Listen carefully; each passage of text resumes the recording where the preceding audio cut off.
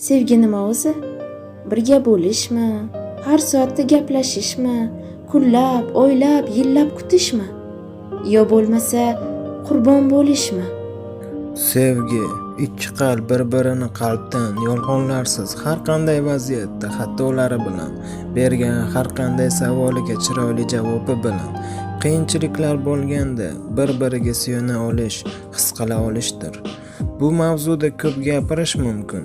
Sevgini avvalo Allohga, keyin ota-onaga berish lozim. Qolgan hamma narsa Allohdan so'rasa chin qalbdan u albatta beradi. Mana shu narsaga amin bo'ldim. Siz sevgan, sizni sevgan bir umrlik yo'ldoshingiz bir kuni albatta uchraydi inshaalloh. Ha, yuragimda shunaqasi bor. Allohim doimo asrasin. U bilan birga bo'lishlikni nasib etsin ilohim.